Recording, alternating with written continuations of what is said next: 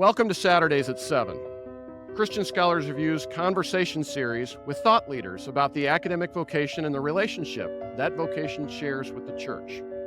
My name is Todd Ream. I have the privilege of serving as the publisher for Christian Scholars Review and as the host for Saturdays at 7. I also have the privilege of serving on the faculty and the administration at Indiana Wesleyan University. Our guest is Michelle González Maldonado, Professor of Theology and Religious Studies and the Provost at the University of Scranton. Thank you for joining us. Thank you for having me. I'd like to open our conversation by asking you about La Caridad del Cobre, or Our Lady of Charity. Who is she, and what does she mean to the Cuban people? So, La Caridad del Cobre, or Our Lady of Charity, is the patron saint of Cuba. She is a manifestation of Mary. She's not an apparition. She actually was a statue that was discovered by two indigenous brothers and a slave who was a royal slave when they were gathering salt in the Bay of Nipe. And they discovered her statue floating in the water. They brought her to the Spanish authorities in Cobre. And this devotion began surrounding her. Miracles were attributed to her, and she really became central to the slave population in Cobre. So very famously, her original altar was in the slave barracks. And when all these miracles suddenly started to be attributed to her, the Spanish actually decided, well, we actually want her with us. And so they moved her to their barracks, and she kept disappearing at night and returning to the slave population and to be with them. And so she was this local devotion for centuries. And then during Cuba's wars for independence from Spain, she became this national symbol. She became this revolutionary symbol. Soldiers would pin her images, Cuban soldiers, not Spanish, would pin her image to their uniforms. And she really then grew to become this national devotion. And really, today she represents God's accompaniment of the Cuban people. So not only do you still have La Caridad del Cobre in her original shrine, well, not the original slave barrack shrine, but in her shrine in Cuba, but you actually have a replica of her in Miami, where the Cuban exile community and the Cuban diaspora sees her as accompanying them in their time outside of the island. Yeah, thank you. Would you please share the story of your family's journey from Cuba to the United States? And in particular, the story concerning the relationship that your grandmother and your mother shared. Sure. So my parents came from Cuba in 1960 as political refugees. So a year after the Cuban Revolution, they came with almost nothing. Very famously, they actually could not come together. They came separately. So my father arrived, and 6 months later, my mother arrived. They first lived in Miami for a short period of time, and then moved to New York City, to Manhattan, where they spent 10 years before returning back to Miami. On my maternal side, my grandparents, it took over a decade for them to actually leave the island and arrive in the United States. And one thing that has really marked me is that one of the only things that my grandmother brought from Cuba was her statue of La Caridad del Cobre, of Our Lady of Charity. And so growing up, her statue, it was in her home. She had a very large home altar. So that's a space that would have her image, other images of saints, prayer cards, candles, rosaries, holy water, all the good Catholic stuff. And she was really the centerpiece, right? And so it really, fascinated me growing up. It's a rather large statue, that this was not only such a prominent figure in my grandmother's home, but that it was one of the few things she brought from the island. And then when my grandmother passed away, my mother inherited the statue, and it once again was in an altar in a prominent place in our home growing up. And then when my mother passed away, it moved to my home. So now it is in its own home altar in the home. And really, it talks about the transmission of religious belief and identity, but also family and family identity. In what ways does La Caridad del Cobre help you understand your calling then as a theologian? I mean, she's why I became a theologian. I mean, really kind of looking at that statue and looking at the images around it and trying to understand why it meant so much to my family and why it meant so much to her is a huge reason why I became a theologian. And also because ultimately, I was raised that my Cuban identity and my Catholic identity were entirely interwoven. We're entirely interconnected. So I couldn't I can't understand being a Cuban, for me, without understanding being a Catholic, and also vice versa. And for me, she really symbolizes that connection between family and culture and religion and identity. Thank you. I want to ask you now about some of your undergraduate and graduate experiences then. You earned an undergraduate degree in French literature from Georgetown University, a master's in theology from Union Theological Seminary, and a PhD from the Graduate Theological Union in Berkeley, California. At what point did you know you were called to study theology? So for me, it was really, I went to Georgetown University. So it's a Jesuit and Catholic university, and you're required to study theology. You had to take 2 theology courses. And it was in that first required theology course that I fell in love with theology. It was really, it was reading the Confessions of St. Augustine. It was reading Dietrich Bonhoeffer's Letters and Papers from Prison, and also having a fantastic professor, a Jesuit named Thomas King. I didn't know what theology was. I didn't, I was raised in a very conservative Catholic household, and I sort of assumed it would be that. It was not that. And for me, it was really his course, but then the other courses I was able to take at Georgetown that really had me fall in love with the discipline. For many years, though, most of the authors that I read in my theology courses were Euro-American or European and men. And so even though I loved theology, I actually did not think I could become a theologian or study theology. And it Hmm. wasn't until my senior year at Georgetown, I took 2 courses, one course on feminist theology, which had a huge impact on me because I read the work of Ana Maria Sassi Diaz, a Cuban American ethicist, and Mhm. realized that, wow, not only can women be theologians, but Latinas can be theologians and Cuban women can be theologians. And then I had a course with Diana Hayes on Black liberation theology. And that really also, for me, looking at the intersection of social justice and religion and theology is when I got hooked. And also, Professor Hayes had such a huge impact on me.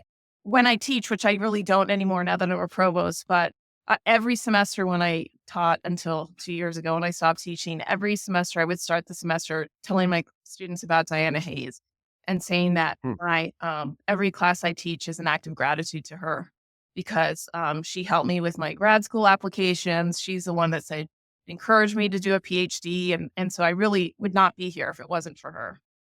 Yeah. Thank you. Wonderful story. Why in particular, then, did you focus on systematic and philosophical theology? I don't know. And now, I, That's an honest answer. I think part of it is I like to look at the big picture. I suspect that's also why I'm a provost now today. Mhm. For me, it's looking at the larger picture of things and then looking at how the particulars feed and inform that big picture. And so for me, systematic theology really it's how my brain works. So in that sense, that was appealing to me in that way. But also, I, as you mentioned, I was a French literature major. I primarily studied French because I was very intrigued by existentialist philosophy. Mm. I wore a lot of black when I was at Georgetown and sort of, thought about the ennui of the world. And so these larger questions of why are we here? What is the meaning of this all? Does our life have intention? These sort of big questions really haunted me as an undergraduate, and I found the most satisfying answers or responses. I shouldn't say answers, but responses to those questions in systematic theology. Hmm. Thank you. After serving on the faculty at Loyola Marymount University in Los Angeles for 4 years, you served as the theologian in residence at the Lucas Mission in San Lucas Toliman, Guatemala, for 2 years. About 70 miles west of Guatemala City and sitting at about 6,000 feet. Would you please describe San Lucas Toliman? Sure. So San Lucas Toliman is nestled between 2 volcanoes on Lake Atitlan, which, as you mentioned, is west of Guatemala City, and it's a predominantly Mayan community. For years, it was a community, I should say, for decades, that struggled with literacy and extreme poverty. It's a community that, in the 1960s, after Vatican II, the Catholic Church began here in the United States, began a relationship with various international dioceses. And so one was the Diocese in San Lucas, which partnered with the Diocese of New Ulm in Minnesota.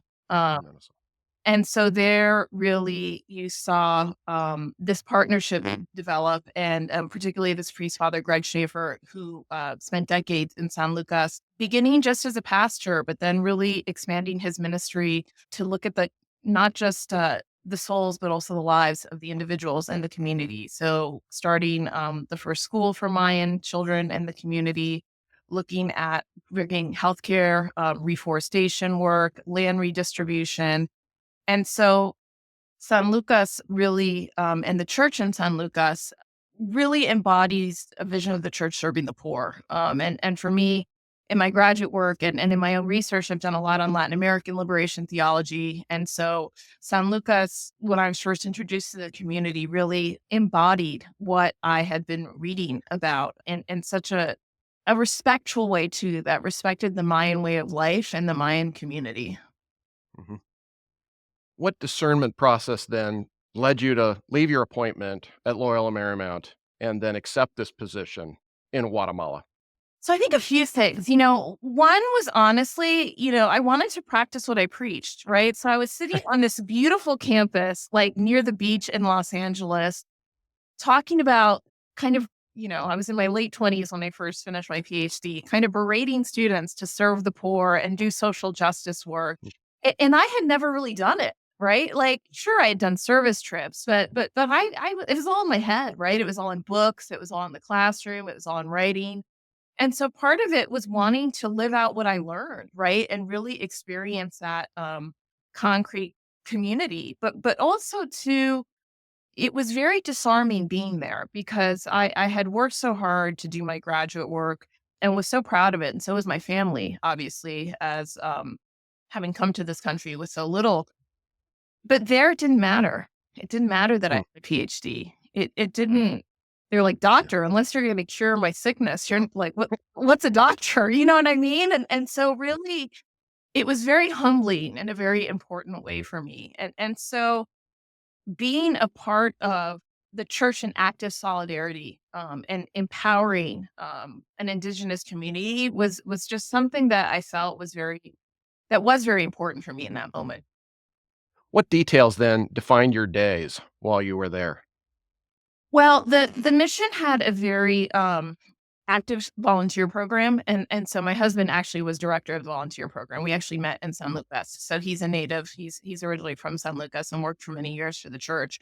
And so a lot of the work I did was translation, to be honest with you, because you had all these people coming from the United States, both from churches of all denominations, but also high schools and universities. And a lot of times individuals would not be able to speak Spanish. And so a lot of what I did was translation work for introducing the different projects to individuals. One of the things that was really important about the mission and continues to be is that the local Mayan population are the leaders of the community, right? And the project, right? In the mission, but they're not fluent in English. Many of them are not, in fact, at the time, were not even literate necessarily.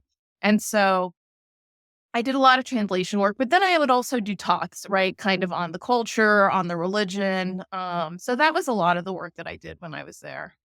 Mhm. In what ways then did those years in Guatemala shape your vocation as a theologian? You went there looking to add context to the education that you were offering, but then in what ways, if any, did you come back different? I think two things really stand out. One is I realized I'm an academic as much as I wanted to sort of say I'm not. And I had to accept that about myself, that I love the life of the mind, that I love the classroom, that I love reading and writing and having conversations with colleagues and with students. And so, this idea of accepting that about myself was really a huge part of that experience. But second was really after returning from San Lucas, and even to this day, is looking at the lived religion of faith communities. So I think as a theologian prior to being to San Lucas, I thought a lot about ideas and sort of, these broader concepts in theology, which I still think about when I have a chance to think about them. Uh, but after San Lucas, what really captivated me was embodied religion, right? Or lived religion. How individuals actually lived out their life of faith, what rituals, what practices. And that's because there was such a rich tapestry and frankly mixture of Mayan religious beliefs and even imagery with Catholic imagery in that community. And so that really marked me and continues to even today. When you returned to the United States, you served as a visiting professor at Barry University for 2 years and then as a professor and administrator at the University of Miami Yeah. for 15 years. In what ways, if any, was teaching in a religious studies department at the University of Miami different than teaching in theology departments at Barry and Loyola Marymount? I don't know if I should say this because I'm back in a Catholic university, but to be honest, it was there was a lot more freedom teaching in a religious studies department because I could not only teach about theology, but I could incorporate literature more and other disciplines. And frankly, at my time at the University of Miami, I became very immersed in my work in Cuban religion and in Mm. particular looking at Afro-Cuban religion on the island. And looking at religions such as Santeria and Balomonte, and looking at how they influenced Catholicism on the island and how Catholicism was influenced in the same way by these Afro-Cuban religions that were brought to Cuba during the transatlantic slave trade. And I don't think I would have been able to do that had I stayed at that point in my career at a Catholic university teaching theology. So in many ways, it was being in a religious studies department, also being in a Research One university, and having so many colleagues that focused on Cuba and Latin America and other disciplines. It made me a much more Mm. interdisciplinary scholar and also teacher. What process then led you to accept administrative appointments in the University of Miami, which included service as the assistant provost for undergraduate education and the executive director of the Office of Academic Enhancement? So honestly, I never, I don't think anyone lies awake at night as a child and says, I want to grow up and be an academic administrator. So it wasn't a role I ever really envisioned. And to be honest with you, because I had so few Latino professors throughout my entire academic career, I've always kind of struggled with this imposter syndrome of feeling like I don't belong in higher education and that I'm not I don't quite fit in, right? And that any day the PhD police is going to come and take away my PhD. And I was fortunate. I had mentors at UM that tapped me. So I really had individuals that saw something in me that said, we think you'd be good at this. We think you should try, sort of. And I was very eased into it. Donna Shalala was president for most of my time at the University of Miami, and she was a wonderful mentor and role model. The senior vice provost I reported to, Bill Green, also was someone who gave me a lot of opportunities. And so it was really them saying, you should try this and we think you'd be good at it. And I'm very grateful for that. And I realize the importance of that you can't, that now that I'm in this role, I also have to pay it forward, right? And just think about how I can also mentor and encourage individuals, I think, who could have strengths in those areas. Yeah. What did you find enjoyable or rewarding about that work? I think that the most rewarding aspect of my work at the University of Miami is that at the Office of Academic Enhancement, a huge part of our mission was providing academic support and mentorship to historically underrepresented and first generation students. And that continues to be a passion of mine. But to me, being able to be a part of a network that supported those students, not only in their transition to the university, but also during their time at the university, is and continues to be really just a highlight for me in my professional career. Yeah. Thank you. I want to ask you now about some of your written work as a theologian and a religious studies scholar. You're the author or editor of 9 books, as well as many articles and essays in a wide variety of scholarly and popular periodicals. Your most recent book, published in 2023, for example, is the Oxford Handbook of Caribbean Religion. Initially, you accepted an appointment at the University of Scranton as the Dean of the College of Arts and Sciences and now as Provost. What process then led you to accept those appointments and to move from Miami to Scranton, Pennsylvania? Sure. Yeah, a lot of people ask me that. Especially being Cuban, like what Cuban leaves Miami? For me, it really was wanting to get back into Jesuit higher education. And Mm, so I feel in the same way that I feel very grateful to Diana Hayes, who was my professor at Georgetown. I feel very grateful to the Jesuits. I did my undergrad at Georgetown University. During my PhD, I was at the Graduate Theological Union, where I did the majority of my work at the Jesuit School of Theology. Loyola Marymount University was my first teaching appointment. So I have always wanted to come back to the Jesuits and be yeah, in Jesuit higher education. And so the opportunity to become a dean at Scranton when it came up, it was something that I really, it's a university. This is a university that's very passionate about its mission and very focused on its mission identity. And so for me, it was really an opportunity to be able to come home, shall we say, to where my yeah. intellectual journey began. Now, you mentioned earlier that your current role doesn't allow a lot of time for teaching. What, if any, time do you have to do some writing? So I am able to find some time to do writing, a little bit of downtime in the I don't want to call it downtime, but the summer is a little less structured, I'll say, in terms of my time. Whereas during the academic year, I feel like I'm in meetings from the minute I walk in the office until well past when the workday ends. In the summer, I do have some time to do some writing. I also just feel like I was able to teach my first 2 years here as dean in the College of Arts and Sciences, but then once I went into the provost role, it was just I couldn't. I don't like to not do things well. And so I really felt out of respect to the time commitment that teaching is and the time you need to be available to your students outside of the classroom, not because it's not just teaching the class, it's also being available to them outside.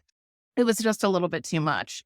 So I am able to find time to write, though I will be honest with you. I can write in the sense that when someone invites me to do something. So I can do a piece almost as a homework assignment. So when someone says, "Hey, Michelle, we're doing this project on X. Could you write a chapter on this?"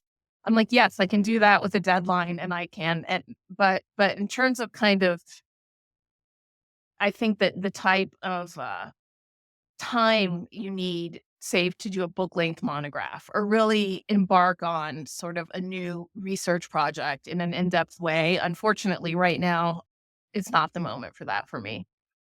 So, coordinating the number of scholars than you did for the Oxford Handbook of Caribbean Religion is probably not something you're gonna take on until you return to the classroom, perhaps, maybe at some point. Yeah, and that book was put together during the pandemic. The pandemic hit pretty soon after it started, so it took much longer than anticipated. And I don't know if I'll ever edit anything again, but try me if I were here. That was a little bit of a traumatic experience. Whether it's a result of coordinating that many people or just the memories of COVID Yes, too, right. the associative dimensions of those things. You mentioned someone asking you perhaps to contribute something on Acts. So what types of writing do you do, and are interested in doing, in the role that you're filling right now at the University of Scranton? So one of the things that interests me, I still, of course, still have a passion for my own research, in the area of Latinos and Latinas here in the United States and also Caribbean population. So I just finished contributing a chapter to a book I think that's coming out later this year on, I called it Our Ladies of the 305, and it's on Marian devotions in Miami and different racial Oh, devotions. And I focus on okay. La Caridad, but then I also focus on the Haitian American communities Yeah. devotion to Mary. So those things, I are very exciting. But I've also, more and more been thinking about sort of publication of higher education. So I wrote a chapter on sort of Catholic higher education and Latinos and Latinas in the future, given that we're the largest growing demographic and nationally and really are going to be shifting the landscape of higher ed in the next 20 years. And so that was very exciting. So starting to think about that as well and think about how can I more intentionally connect my administrative work with my research and writing is Yeah. something that I have sort of percolating. Yeah.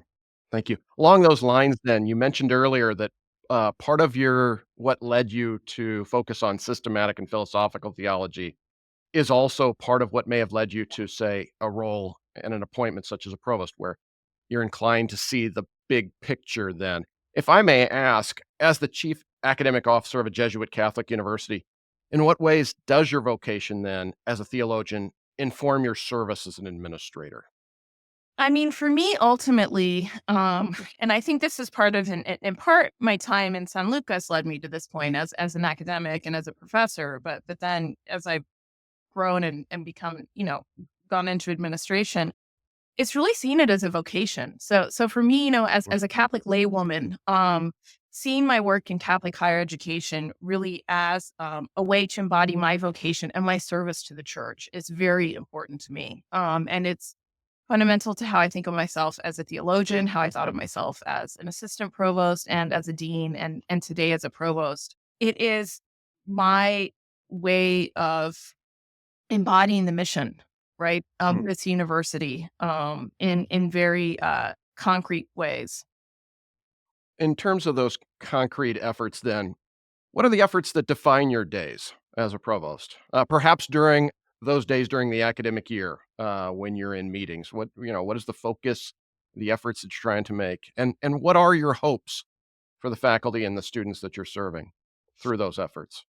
I sort of said it jokingly, but it's true. I mean, my day is defined by meetings. So I tend to spend my days in meetings, but there, it's part of it is I'm a big picture thinker. I'm also someone that doesn't like to leave people on the side. So I like to bring everyone to the table. I tend to over invite to meetings. I don't like to have the side conversation, and that, I want to have the big meeting. And if we have to have a difficult conversation, a group or wrestle with an issue, we do it as a group, and we do it publicly. And so for me, obviously there are things in terms of academic policy.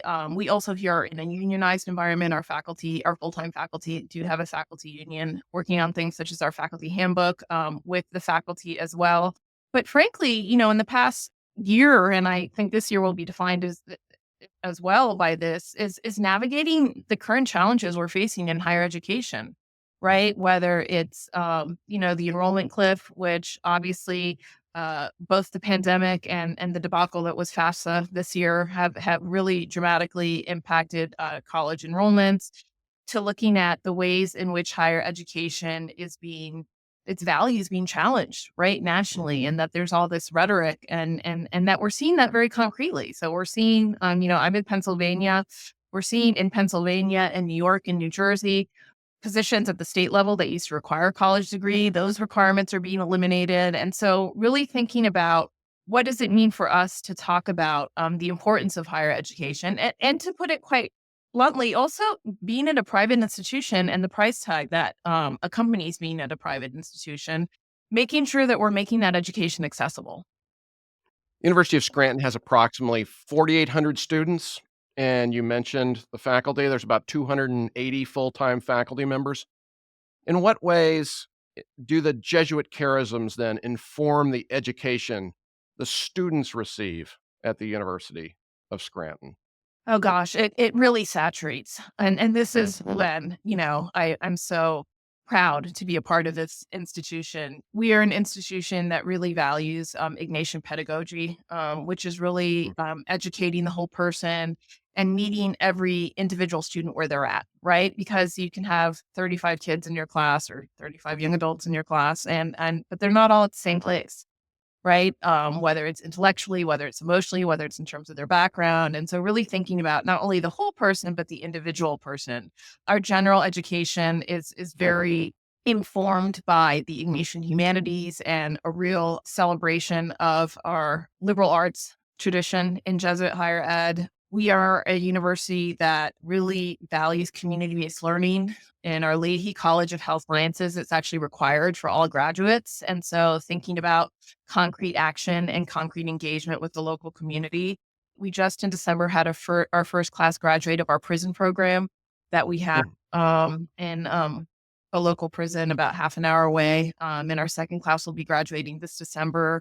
And so really, this is a university that sees itself as wanting to really create women and men for others, and is very committed to that. Thank you. For our last set of questions, then I want to ask you about the academic vocation, Sure. and how you've come to understand it, and then also how you've come to communicate it to those faculty that you lead there. But as a theologian and chief academic officer, have you come to understand it? So, first of all, I've come to understand that it can be academic, as I mentioned earlier, right? That a Mm, vocation doesn't necessarily have to be, for lack of a better word, ecclesial, that you can find ways to embody it in other ways. For me, I think that it's really, and it's a constant challenge for me is wanting to make sure that I cultivate humility, that I cultivate patience and a sense of justice in everything that I do. And some days you're good at it and some days you're not, to be frank. And mm, I also, I think it's really, we're living in a moment today, not only in higher education, but frankly, I think in this country where we often forget people's humanity and our mm. fragility as human beings. And so thinking about that as well is really important. And while we do all the fantastic things I just said about what we do for our students in terms of Ignatian pedagogy, we should be doing that for ourselves, right? Not only the faculty for each other, the administration with the faculty and with the staff of the university. And so my hope and something that I think is really important is that we don't just talk about our mission just towards our students, but we also talk about it amongst ourselves as leaders at the Mhm. university, whether we're a faculty member, an administrator, or a staff member. Yeah. As the chief academic officer, then, how have you come to express an understanding of the academic vocation then for faculty who serve there? What are the commitments that you think are most definitive, perhaps as an extension of the Jesuit charisms of the institution? I think it's funny. I think higher ed today, because we have such a comprehensive university experience for students, right? We often forget that their primary reason for being here is getting a degree, and that folks are like the dorms, the fields, this, that, and those are all important. Don't get me wrong, and all that sort of support is important. But ultimately, our students, the people they spend the most time with, is our faculty. Hmm. And so I think it's not only recognizing that and celebrating that, but also encouraging our faculty. I mentioned earlier this changing landscape in higher education. It's not just changing because of the reasons I described, it's changing because of artificial intelligence. It's changing because our students have changed, right? And we see today a student that is so attached to their phone and social media and is just a different type of students. We're seeing a mental health some would argue crisis with this age group, where we see sort of the needs of students in terms of mental health and the type of support we need to provide for them increasing dramatically. And so for me, it's not, it's making sure that faculty have the tools and the support so that they can be the best professors possible and meet our students where they're at today. Thank you. For our last question, then today, wanted to think about the relationship that the church and institutions like the University of Scranton then share, especially as we form and shape students and faculty. What, if any, are your goals in the years to come in terms of the relationship that the University of Scranton first shares with the Jesuit order? So one of the things that is very, I think, important to know about the Jesuits that often folks don't realize is that they have very much spent a lot of careful time thinking about their future and the future of their laity in their universities. And so, as a religious order, as an administrator and as a layperson, I received so much support from the Jesuits. I did what was called the Ignatian Colleagues Program, which is a kind of intensive program that looks at leadership and also spirituality and also Jesuit higher education. And there are other different types of programs that are offered, right, for faculty, for staff, for administrators that are lay people in Jesuit universities and thinking about the future. So I really hope to continue those collaborations and also offer opportunities, right, for key members of the Scranton community to also participate in those opportunities as well. We often say in Jesuit universities, it's not who our students are, it's who they become while they're at our Mhm. universities. And so thinking about that as well, not only for our students, but also for ourselves, right? Who do Mm. we become being a part of this very rich tradition of Jesuit higher education? And really, thinking about when we speak about our students, we talk about forming agents of change. What does that mean not only for our students, but also for our faculty, and also our broader university community is really fundamental as well. Yeah, thank you. For our last question then, what, if any, are your goals in the years to come in terms of the relationship that the University of Scranton shares with the church? So we are very fortunate that we have an excellent relationship with our local bishop, and he's fantastic. And so I would love to see more intentional work, honestly, with the local church outside of mission and ministry, right? So we have a VP of mission and ministry, we have a division of mission and ministry, but when I think about from an academics affairs side, so for example, at the university, we are working to become a Laudato Si university. And Laudato Si is an encyclical written by Pope Francis that really focuses on climate change and sustainability.